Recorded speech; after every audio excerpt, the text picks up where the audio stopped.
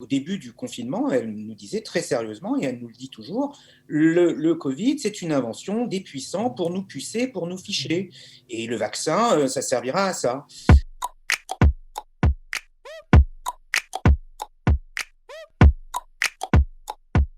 La pandémie de Covid n'est-elle qu'un vaste complot international destiné à nous contrôler tous? On en parle aujourd'hui dans Pas d'amalgame.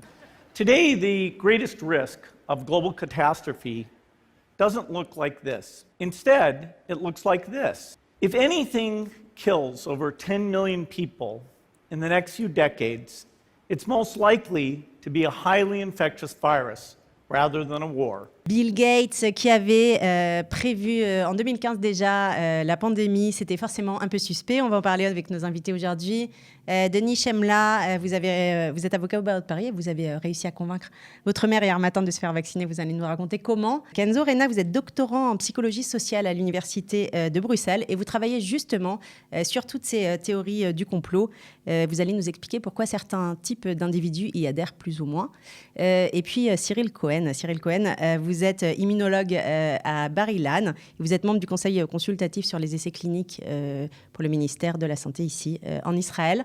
Merci beaucoup à tous les trois. Alors c'est un sujet plus que jamais d'actualité. Ces théories du complot ont fleuri depuis la naissance du Covid.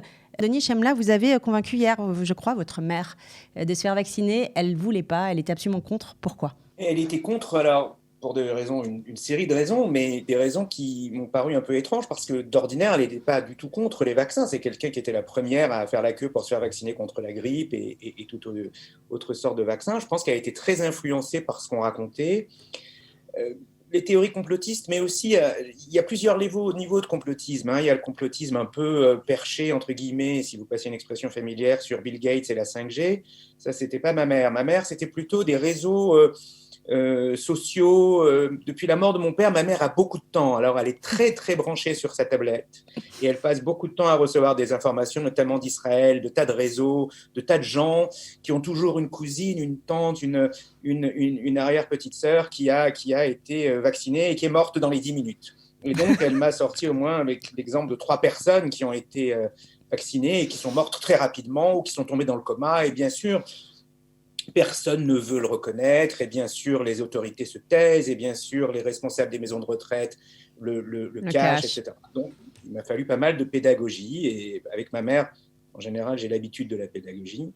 Et on commence par la pédagogie, et vous savez, on finit par la menace. C'est-à-dire que la pédagogie, c'est lui dire, écoute, maman, je pense qu'on peut faire confiance. Et la menace, c'est, écoute, si tu ne te fais pas vacciner, je ne viendrai plus jamais te voir. Et ça a marché. Et ça a marché, ok. Alors Kenzo Rena, est-ce que c'est assez révélateur ce que nous dit Denis Chemla, c'est-à-dire qu'aujourd'hui, il y a un complotiste, il y a ceux qu'on considère, nous, un peu comme des allumés complets. On va recevoir une puce dans le corps via l'aiguille du vaccin. Et puis, il y a quelque chose de beaucoup plus, insidieux, une vraie peur que quelqu'un nous mente quelque part et qu'on puisse mourir effectivement très vite du vaccin. Je pense que c'est effectivement une précision très importante à apporter, celle de la distinction entre différentes formes de complotisme. C'est-à-dire que quand on pense aux complotistes, on va dire dans l'imaginaire commun, on imagine effectivement des personnes qui ont des croyances vraiment très, on va dire, extravagantes et en rupture avec le sens commun, comme cette idée de 5G, de puces de 5G dans le vaccin, etc. Mais en fait, effectivement, il y a des gens qui croient et qui croient dur comme fer, mais il y a aussi énormément de gens qui adhèrent juste à un récit général de méfiance envers tout ce qui, grosso modo, vient de l'industrie, des élites avec une majuscule. Donc, de façon générale, le complotisme, il y a des exemples de théories du complot extrêmement spectaculaires, mais je pense que dans les formes beaucoup plus, on va dire, modérées, mais qui peuvent aussi paraître plus raisonnables, sont beaucoup plus communes en réalité. L'exemple donné par Denis Chemla me semble être un très bon exemple à cet égard. Cyril Cohen, vous êtes un peu le représentant, le monsieur francophone du vaccin ici en Israël, et vous nous disiez qu'en fait vous receviez pas mal de réactions assez violentes ces derniers temps, parce qu'on vous voit beaucoup à la télévision défendre le vaccin. Qu'est-ce qui se passe ? Qu'est-ce qui se passe ? Je crois qu'une fois de plus, il y a un amalgame. c'est une émission où on ne doit pas faire d'amalgame. Je crois qu'il y a un amalgame entre certaines choses. Je tiens à dire, une fois de plus, la vaccination est une chose personnelle. La décision de se faire vacciner ou de ne pas se faire vacciner, elle est personnelle. Personne n'a été obligé de se faire vacciner en Israël et personne ne sera obligé de se faire vacciner en Israël. Je crois qu'il y a, beaucoup de choses. Je crois qu'il y a en fait l'anti-vaccin ancré chez certaines personnes qui croient, qui ont tout simplement une mémoire courte et qui ne savent pas ce que c'est la polio ou la variole, et qui, en fait, à cause de la statistique, parce que, bon, les cas graves, par exemple, de polio ou les cas graves, je vais prendre un exemple qui nous touche aujourd'hui, les cas graves de rougeole, où en fait c'est 1 sur 20 000, et ben, si tu as de la chance et ton enfant est OK, puis voilà, et ben, tu ne sais pas ce que c'est un cas grave. Mais lorsqu'il y a une méningite ou un problème au niveau des poumons, donc ça, évidemment, ben, oui, ben, c'est la statistique, mais il ne faut pas faire de vaccin quoi qu'il en soit. Donc il y a un peu ça, et donc ces gens sont sur une vague en fait. Et les choses que j'entends, c'est que bon, vous allez tous nous tuer, vous voulez vous approprier. Donc je tiens à dire, je n'ai aucune... je ne gagne rien si quelqu'un se fait vacciner ou pas. Je tiens à dire aussi qu'on est habitué à ce genre de choses. Pardon, vous domaine... allez tous nous tuer, c'est quoi en fait? C'est vous allez mettre quelque chose dans notre corps volontairement? Oui, c'est par exemple, vous bien... allez nous tuer vous voulez éliminer les vieux, par exemple, pour rajeunir la population.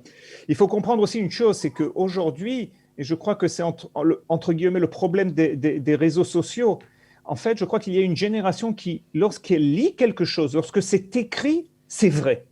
D'un coup, c'est vrai. C'est exactement ça. Et on a beaucoup de problèmes, je dirais, à dire le contraire. Aujourd'hui, chacun de nous peut faire un nouveau site Internet, croyez-moi, en 2 heures, et écrire toutes sortes de bêtises. On a un gros problème. Alors, on va parler des réseaux sociaux. Je voudrais juste, parce que je m'en voudrais de ne pas vous poser la question, est-ce qu'on peut techniquement mettre une puce dans une seringue de vaccin? Alors techniquement, non. Nous n'avons pas cette technologie. Il faut comprendre que les vaccins... je tiens à vous dire une chose très simple. Les gens ne pensent pas logiquement. Chacun de nous se balade avec un téléphone portatif, un téléphone cellulaire où il y a une puce et où, si l'on veut, comme on a vu en Israël avec nos services de sécurité, on peut savoir exactement où vous êtes, avec qui vous êtes. Petit 2, on n'a pas besoin de mettre une puce dans le corps. On n'a pas besoin de mettre une puce. Petit 2, chacun étale sa vie sur Facebook et sur Instagram, etc. Et vous croyez sincèrement que Bill Gates, qui a une des plus grandes richesses, a besoin de savoir ce qui arrive chez les autres personnes, etc. Alors, il y a quand même un point qu'on va voir avec Kenzo Nera, doctorant ici, c'est que la logique atteint assez peu, finalement, les gens qui sont adeptes les gens... je voulais éviter de diviser la population, mais enfin, on y arrive quand même, qui sont adeptes de ces théories-là. La logique ne leur parle pas parce qu'ils ont l'impression qu'il y a une espèce de conspiration mondiale et que tout ce qu'on dit est élaboré pour cacher un grand secret. C'est comme ça que ça fonctionne? En fait, le complotisme, je pense qu'on peut vraiment caractériser ça comme une idéologie générale du monde, c'est-à-dire vraiment une grille de lecture des rapports sociaux, des événements, etc.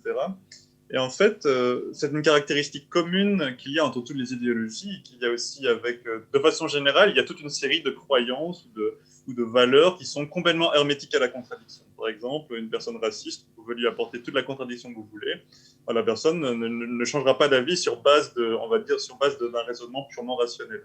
Ce qui se passe avec le complotisme, en fait, l'originalité de la spécificité, je dirais, de cette idéologie, c'est que c'est une idéologie qui se fait passer pour de la rationalité et de la lucidité en réalité. C'est-à-dire que c'est genre une vision du monde où on va être, par exemple, hypersensible, hyper critique par rapport à toutes les informations qui viennent du milieu médical, par exemple, ou des instances officielles. Par contre, comme le disait M. Cohen, si on trouve une information sur les réseaux sociaux qui n'est absolument pas sourcée, mais qui va dans le sens de notre vision, de la vision du monde qu'on a, ben là, on va partir de l'idée que du coup, c'est une information fiable et on va la diffuser. Comment on peut être intelligent, contester systématiquement toutes les informations qui proviennent de telles sources et prendre sans aucun filtre d'autres informations? Comment? Mais c'est une question de... c'est une très vaste question, hein, mais la question de façon générale, je crois qu'une chose importante à dire, c'est que cette façon de privilégier les informations qui confirment notre vision du monde, ce n'est pas du tout quelque chose de pathologique à la base. C'est-à-dire que, en fait, tous les êtres humains fonctionnent comme ça. Par exemple, si vous êtes de gauche, vous allez lire de la presse de gauche, vous allez prendre avec davantage de précaution des informations de droite, et l'inverse est vrai aussi. Mais dans le cas présent, il y a vraiment, je pense, tout ça est justifié par vraiment ce récit général sur la corruption des élites en réalité. Il y aura vraiment cette disqualification a priori, mais sur base d'une catégorie sociale en fait. C'est-à-dire ces personnes travaillent pour les élites, ils travaillent pour le gouvernement, ils travaillent, que sais-je, pour les Illuminati ou même pour Bill Gates. Donc, Alors, les priori, Illuminati, c'est les hommes les plus paroles. riches du monde, quelques-uns qui tiendraient des réunions secrètes pour mettre le monde à leur coupe. C'est ça en gros. Oui, j'ai donné l'exemple des Illuminati, c'est un exemple très tarte à la crème, mais de façon Non, générale, non, oui, non, c'est non, un non, petit non, peu- non. Je dis, il y a des gens qui croient dans cette théorie-là. Oui, Ouais. c'est supposément une société secrète qui a existé d'ailleurs au XVIIe siècle, il me semble, mais qui a été assez rapidement dissoute, et qui, dans l'imaginaire complotiste contemporain, a une espèce de rôle central dans la coordination des événements géopolitiques mondiaux. Alors, Denis, on parlait des réseaux sociaux. Vous parliez de votre mère qui recevait des messages d'Israël qui disaient attention, X est mort 3 minutes après avoir reçu le vaccin. Vous parliez aussi d'une amie qui semble pas correspondre à un profil de anti-élite et qui croit profondément ces théories. Oui, Qu'est-ce oui. qu'elle croit exactement? Moi, j'ai découvert avec cette pandémie que le complotisme est beaucoup plus répandu que ce qu'on pouvait croire, y compris dans nos cercles proches. Bon, que ma mère, qui est de cette génération effectivement où elle croit un peu tout ce qui est écrit, elle a ce culte de l'écrit, quand elle voit un truc écrit, elle y croit, à 80 ans, c'est une chose. Mais j'ai des amis, notamment une amie qu'on pourrait qualifier de façon stéréotypée d'intellectuel, de quelqu'un d'intelligent, qui a absolument, depuis le début de la pandémie, complètement euh, qui s'est laissé convaincre par toutes ces théories complotistes. Je me souviens qu'au début du confinement, elle nous disait très sérieusement, et elle nous le dit toujours, le Covid, c'est une invention des puissants pour nous pucer, pour nous ficher. Et le vaccin, ça servira à ça. Et ce que je trouve très difficile, moi, c'est de parler avec ces gens, de ne pas couper tout contact avec ces gens, en leur disant, moi, puisque c'est comme ça, c'est des bêtises, je te parle plus. C'est très difficile de communiquer avec ces gens, d'essayer de leur expliquer comment on fait pour... Enfin, sans les offenser au point qu'ils ne vous parleront plus, c'est très compliqué de leur parler. Et j'ai lu récemment qu'il commence à y avoir des gens qui sortent de leur complotisme, parce qu'il y a aussi des gens qui reviennent du complotisme, un peu comme la drogue, notamment lorsqu'ils sont face à des informations qui concernent un domaine qu'ils connaissent très bien et qui sont totalement transformées sous l'angle complotiste. Et là, il y a comme un déclic qui se... Mais comment? Parce que là, la plupart des gens connaissent rien à la 5G, au vaccin, à la naissance du Covid. Comment on peut leur parler sur ces terrains-là? Mais si on prend par exemple le film Hold Up, par exemple, qui a fait, je ne sais pas s'il a eu beaucoup de succès en On Israël. en a moins parlé qu'en France, mais ouais. Si on le déconstruit avec des gens, on leur dit, écoutez, au début de ce film, on vous dit que le Covid, c'est une invention pour faire peur aux gens, pour faire rentrer les gens dans le rang. Et à la fin de ce film, on vous dit que le Covid, c'est une invention des riches pour tuer le plus grand nombre de pauvres. Vous voyez bien que les deux sont complètement contradictoires. D'un côté, c'est une invention qui tue personne, de l'autre côté, c'est une invention qui tue beaucoup de gens. Vous voyez bien que ça n'a pas de sens. Moi, je crois à la vertu de l'éducation et à la vertu de la logique, et je me dis qu'on peut essayer d'expliquer les choses comme ça. Bon, c'est peut-être un rêve, hein. D'accord. Cyril Cohen, est-ce que vous considérez, vous, que ces théories-là, elles sont nées un peu autour ou à cause du professeur Raoult, qui au départ a dit que c'était une maladie de rien du tout et qu'on pouvait soigner avec un médicament très simple, et puis finalement, est-ce que les complotistes se sont retrouvés derrière ça en disant en fait c'est rien et on nous fait peur pour rien et on veut nous vacciner pour rien? Je crois qu'il y a plusieurs types de complotistes à ce niveau-là. Je crois que c'est pas c'est pas le professeur Raoult qui a lancé un mouvement un seul type. un peu malgré lui. Et je crois aussi, bon, je vais dire plusieurs choses. Petit 1, il y a un très gros impact, et je le vois personnellement, un très gros impact à la parole entre guillemets, des médecins et des spécialistes. Et ça, une fois de plus, quelquefois c'est mal compris par le public, ou quelquefois je dois dire, malheureusement, c'est fait exprès. Et il y a plusieurs raisons, je ne veux pas rentrer dans ces raisons-là. Donc, une fois de plus, je ne sais pas exactement tout ce qui a été dit par le professeur Raoult, et une fois de plus, je respecte chaque, je dirais, spécialiste en tant que tel, étant moi-même de Marseille. Mais ce que je tiens à dire aussi, c'est qu'il faut prendre en compte que nous aussi, nous avons, entre guillemets, balbutié ou bégayé parce que nous ne savions pas. Maintenant, quand vous êtes un expert et qu'on vous pose une question, il y a plusieurs manières de répondre, mais il y a deux manières principales. Soit vous commencez à parler d'hypothèses et tout doucement, ça se transforme en fait, soit vous pouvez tout simplement dire « je ne sais pas ». Et il faut dire la vérité. Il y a beaucoup de choses dont on n'a aucune idée concernant ce virus qui nous surprit. De cela à faire un saut et transformer ça en complot parce qu'on ne sait pas, je crois que les gens aussi ont été habitués à avoir toutes les réponses, entre guillemets, ou beaucoup de réponses par la médecine moderne et par la science. Et aujourd'hui, nous n'avons pas toutes ces réponses parce que nous sommes en pleine crise. C'est une vérité. Donc, je crois que ça aussi, les gens, en fait, avec cette soif de comprendre ce qui arrive, d'un côté, ils imaginent certaines choses et de l'autre côté, ils se tournent quelquefois où ils parlent avec des spécialistes qui disent 1, 2, 3 et je ne sais pas toujours quelles sont les raisons, peut-être des raisons personnelles, peut-être des raisons d'ego, etc. Et en fait, on en arrive là où avec ces bases comme des Legos, on essaye de faire une image qui se transforme en fait en un véritable complot. Aujourd'hui, peut-être que ça quelqu'un ça vous atteint beaucoup, vous les médecins, ou vous dites tant pis pour eux, ou vraiment vous pensez que c'est quelque chose de très dangereux pour cette campagne de vaccination qui se présente? C'est dangereux ou non? Je crois c'est dangereux. Je ne veux pas utiliser le mot dangereux, parce que le mot dangereux, déjà, danger, etc., ça peut exciter les esprits. Non, c'est un problème. Je crois qu'en fait, il faut se baser sur des véritables faits, et nous avons un problème à communiquer quelquefois ces faits de la manière la plus claire et la plus pertinente. Et voilà, c'est sûr, je suis entièrement d'accord. Si on me demande sur le vaccin, pouvez-vous nous signer à 100% qu'il n'y a aucun risque? Non, je ne peux pas le faire. Je ne sais pas quels seront, entre guillemets, les risques à long terme. Mais si je dis une phrase comme celle-ci, les gens tout de suite peuvent la tourner et dire « Ah, le vaccin, c'est un problème, il ne faut pas se faire vacciner, tel professeur a dit ça ». Et donc, cette hésitation peut engendrer, en fait, je dirais, une méfiance qui est néfaste au bout du compte. Kenzo Nera, sur quoi elle repose cette méfiance? C'est-à-dire pourquoi ça fonctionne très bien chez certaines personnes et chez qui? Intellectuellement, psychologiquement, comment ça fonctionne? Comme en plus de ce que j'ai dit précédemment concernant le fait que ça fonctionne en fait comme n'importe quelle idéologie, ouais, sur base de mais pourquoi ça prend mieux? Pourquoi ça prend mieux chez certaines personnes et chez qui? Mais ça c'est vraiment une question très un de vos collègues disait, j'ai lu hier, les perdants, les gilets jaunes. Oui, mais ça c'est justement ce que j'allais dire, c'est qu'il y a énormément de... Bon, d'une part, si on regarde du côté de on va dire de tout ce qui est variable de personnalité, le fait d'être plus ou moins, je ne sais pas moi, quelqu'un d'anxieux, etc. De façon générale, ça, en réalité, on trouve très peu de lien entre l'anxiété et ces variables-là. Okay. En revanche, ce qu'on observe, c'est que c'est très fort lié à certaines variables à certains aspects contextuels. Par exemple, oui, le fait de faire partie de catégories sociales défavorisées. Ça rentre. Ok. Ça, c'est un des critères. Oui, parce que...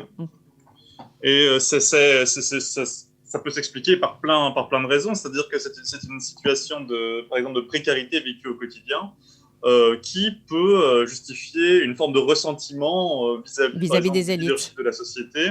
Et donc, nourrir vraiment, oui, ce sentiment anti-élite qui, pour moi, est vraiment... quelque chose de une variable explicative importante pour le complotisme. Et une autre raison qui fait que les gens peuvent tomber là-dedans, c'est précisément l'exemple de Didier Raoult le montre extrêmement bien, c'est que on va dire les autorités, dans le cas présent, les autorités scientifiques qui sont supposées justement arbitrer qu'est-ce qui est crédible, qu'est-ce qui n'est pas crédible, à partir du moment où une personne qui est connue et reconnue comme un expert de pointure internationale, et je se trompe.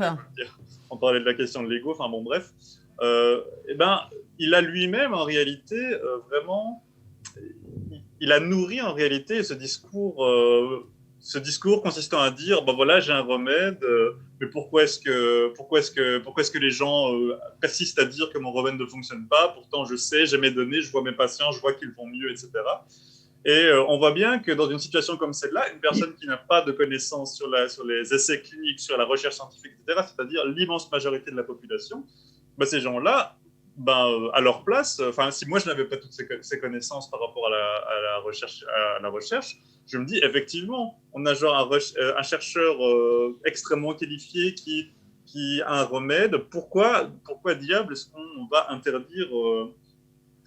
qu'on va interdire l'utilisation de ce remède? Et là, on voit vraiment, c'est vraiment le moment où le récit commence à devenir complètement contre-intuitif. Par exemple, sur cette histoire d'hydroxychloroquine, moi j'ai toujours compris, mais peut-être que je me trompe, que les médecins demeuraient libres de la prescrire. Ce n'était pas interdit de la prescrire, c'était simplement pas le traitement recommandé. Je ne pense pas qu'on puisse interdire à un médecin, sauf s'il y a contre-indication totale de la pharmacovigilance, mais je ne pense pas qu'on puisse interdire à un médecin. Non, mais ce qui s'est passé, c'est que quand on la prescrit, on admet que la maladie, elle peut se soigner facilement et que ce n'est pas dramatique. C'est de là qu'est venue la controverse autour de cette histoire-là. Elle est venue de ça. En fait, c'est pas grave. Oui, mais bon, on a l'impression que c'est mal expliqué. Souvent, en tant que consommateur de base d'informations scientifiques, je trouve que les choses ne sont pas extrêmement bien expliquées. Un dernier mot, parce qu'on avance très vite. Kenzo Nera, notre doctorant ici, peut-être en résumé, quelle est la manière, lorsqu'on ne croit pas dans ces théories-là, de parler à des gens qui y croient pour essayer peut-être de les convaincre un petit peu. C'est quoi la manière? Vous nous disiez on ne peut pas convaincre un raciste. Il n'y a pas de manière. Denis nous disait... C'est-à-dire, si j'avais une recette miracle, je ne serais pas doctorant, je serais millionnaire. Non, mais plus sérieusement, je pense qu'il y a 2-3 petites choses, mais vraiment des choses simples en réalité. Je crois que la chose la plus importante, une chose très importante en tout cas, c'est de ne pas, on va dire... cadrer le débat en termes de complotisme. C'est-à-dire que vous pouvez penser que la personne en face de vous est dans... Il ne faut pas leur dire qu'ils sont des complotistes. Le problème, c'est que la personne qui croit dur comme fer qu'il y a des puces dans la 5G, évidemment, elle ne se dit pas qu'elle est irrationnelle, etc. Et il y a vraiment... C'est un petit peu, pour prendre un exemple, un exemple dans un autre registre, c'est comme si vous arriviez pour parler de politique avec quelqu'un et que vous le qualifiez directement, je ne sais pas moi, de fasciste ou de la conversation serait fermée. Donc, il y a vraiment sur l'utilisation même du terme complotisme ou théorie du complot. Ils n'ont pas envie qu'on les qualifie de complotistes. Ça, c'est une injure. Oui. Parce que, mais ce qui ressort systématiquement, en plus, c'est que non seulement c'est une injure, mais on va dire chez les complotistes les plus radicaux, pour eux, c'est une validation de leur point de vue. Surtout si on vient, par exemple, comme moi, du monde universitaire, ou alors si on vient, on va dire, si on peut être affilié de quelque façon que ce soit au gouvernement, ou alors aux élites, ou alors à Big Pharma, ou que sais-je. Donc vous admettez qu'il y a complot, ça va constituer une validation de leur point de vue. C'est ça, vous admettez qu'il y a complot parce que ce sont des complotistes. C'est-à-dire, oui, c'est une espèce de preuve, dans l'esprit de certains complotistes, le fait de les traiter de complotistes, ça valide leur vision du monde, parce qu'ils se voient comme des gens... Ah oui, que personne ne veut croire. Des lanceurs d'alerte qui dérangent. Des justiciers, des justiciers. D'accord, ok. Donc, en 2 mots, une manière peut-être de rentrer dans leur logique à eux, pour parler avec eux. Tout simplement... je pense déjà privilégier toujours le lien. Donc moi, je serai jamais pour discuter avec des inconnus avec qui ça ne se passe pas bien. Mais si vous avez par exemple quelqu'un dans votre entourage qui est dans ce genre de croyance, et je dirais miser, on va dire, après c'est peut-être un pari trop optimiste, mais miser quand même sur la capacité d'analyse et expliquer aux gens, voilà, tu es persuadé de cela, peut-être examinons ensemble certains arguments qui pour toi sont centraux dans ta croyance. Par exemple, je ne sais pas, moi, si on demande à quelqu'un pourquoi est-ce que tu crois qu'il y a une puce dans le vaccin, vous te dites, voilà, mais en même temps, on peut tout prouver avec des citations extraites de leur contexte, etc. Et donc, peut-être regardons ensemble des éléments qui, toi, te paraissent particulièrement pertinents. Et ce qui se passe quasi toujours dans ces situations-là, en tout cas, moi, c'est vraiment mon expérience quand je discute avec des complotistes, c'est vraiment que les arguments se détricotent en fait. C'est-à-dire que, par exemple, quand on voit une information, c'est très très facile, par exemple, d'aller vérifier la publication. D'ailleurs, on nous a dit le Covid n'est rien, et puis il disait le Covid n'est rien, c'est une fausse maladie, et puis finalement le Covid tue. Donc c'est vrai qu'il les arguments ne sont pas logiques. Merci beaucoup à tous les trois. Je suis désolée, il faut qu'on s'arrête. C'était passionnant. Merci Denis Chemla, Cyril Cohen et Kenzo Nera. À bientôt. Bye bye.